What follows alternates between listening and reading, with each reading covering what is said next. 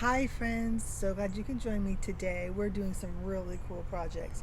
Today is our Dinosaur Day #1, and so I'm going to show you how to do a couple really cool things because we're going to learn about fossils and how paleontologists find out about dinosaurs.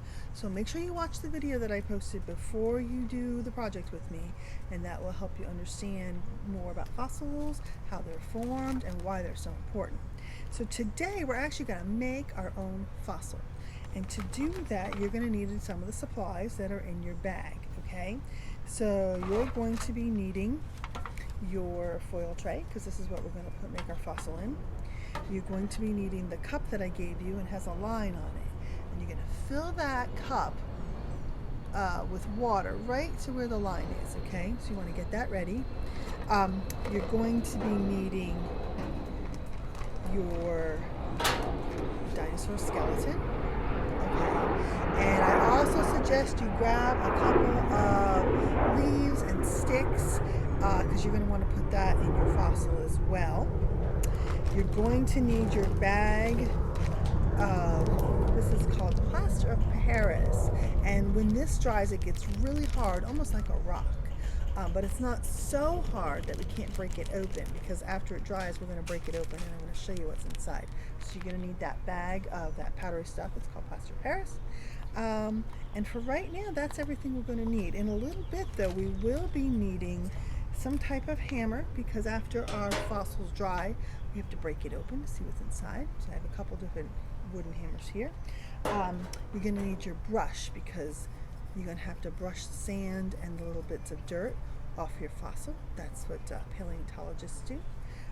I also recommend you get a magnifying glass. Now, if you joined us last week, remember the top of your bug finder is a magnifying glass, so you can use that. So that's everything we're going to need right now. You may notice there's one more thing in your bag that we haven't talked about yet. Inside your bag, these little bags, is a dinosaur egg. And when we're done making our fossil and breaking it open, you guys can take your dinosaur egg with your hammers and you're going to break it open and see what's inside. Now, I recommend you doing all of this outside. As you can hear by the birds and the airplanes, I am outside today because it's a little messy.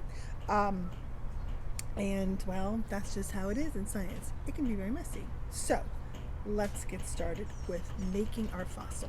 First thing you're going to need is your bag of plaster of Paris, okay? I should have brought scissors with me, but I didn't, so I'm just going to open it up. Now it's powdery, and it's kind of messy, but it won't stain you or anything. And what you're going to do is, in your kit, in your bag, was this container, and this is to mix your plaster of Paris, because sometimes it's hard to get out of containers and I don't want you to ruin yours at home. So take your plaster of Paris and you're going to dump the whole thing in your container, okay?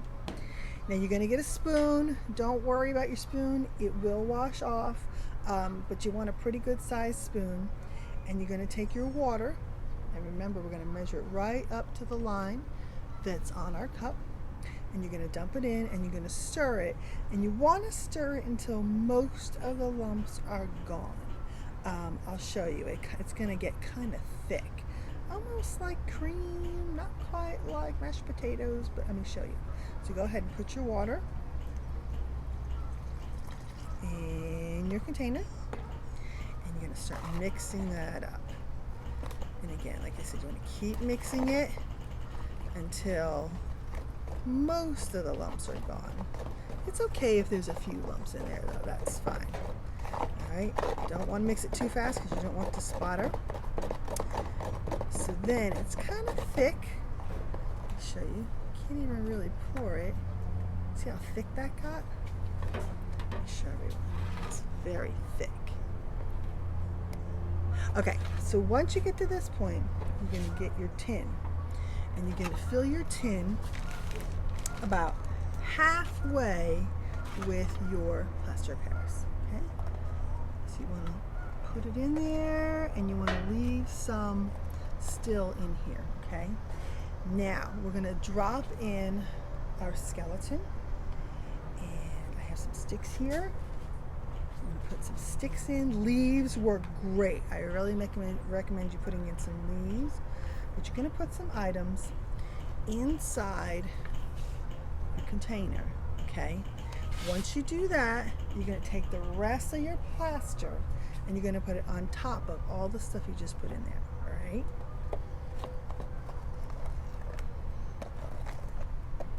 You want to cover him up really good. Okay, so this is just like when fossils are made in nature. What happens is there's mud all around when the dinosaurs lived.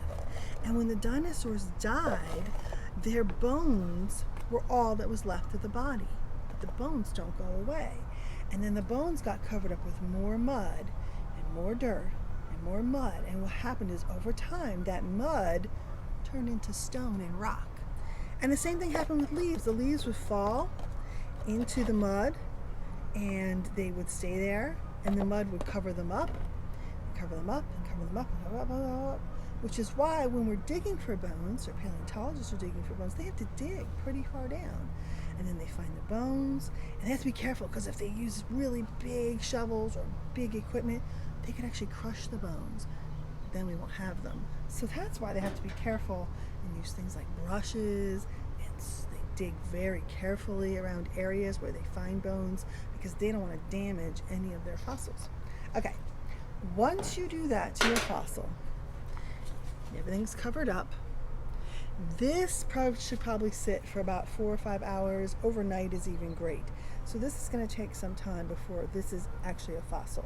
Just like the mud, it takes a long time to get hard.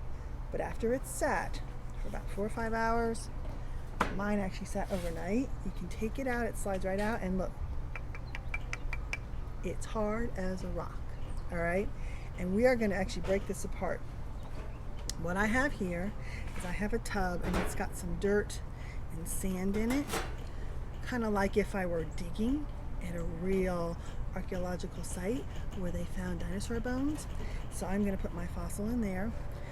Before I break this apart to see what's inside, I want to show you a real fossil. Now this fossil is from New York State, where I used to live, and if you look really carefully, so I can get real close for you friends, you can see there are seashells, and you can see actually the lines in the seashells. I just put powder on it, and actually that helped you see it. There's a seashell there, there was a seashell here. See all the little dots? These were little creatures.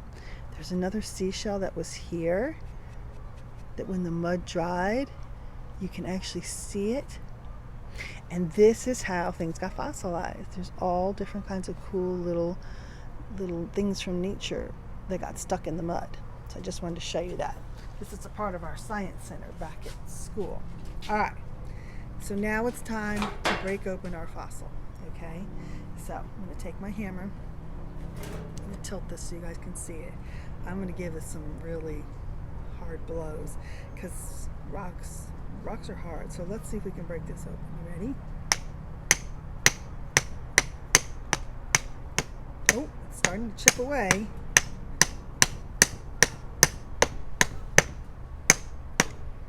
Well, this is definitely going to take some time. You know, paleontologists do this.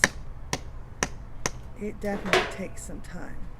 I think it might be good if I actually get a screwdriver and hammer that and see if I can break it open. I'll be right back. Okay.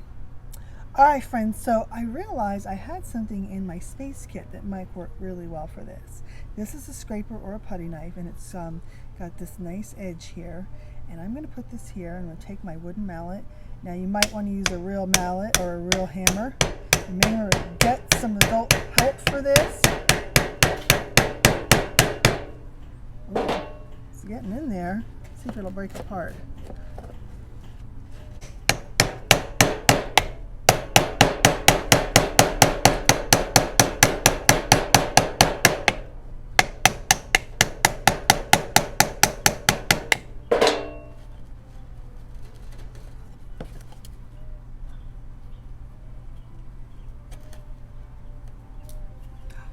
And there, friends, can you see the fossil? of our skeleton dinosaur that we put in there. You can see his little bones, so that we're going to leave that piece whole. Let's see if we can get some more fossils out. So I put some other stuff in here. Let's see what else we can find.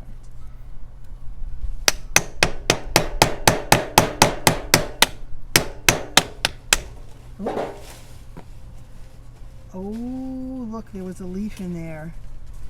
Can you guys see the imprint of the leaf? Now, what paleontologists do is they would take a brush and gently get all the dirt and the sand from between all the rocks so that they could see it better without damaging it. Look, I still have my dinosaur stuck in there. And you can use your brush to get all the little crevices out. Those are some good fossils, actually. Let me try one more time, see what else is in my fossil that I put in here.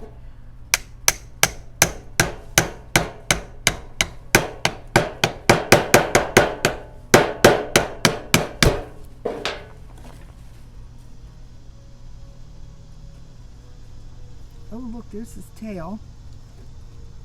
You can see his tail. Actually, that was his leg. His tail is still stuck.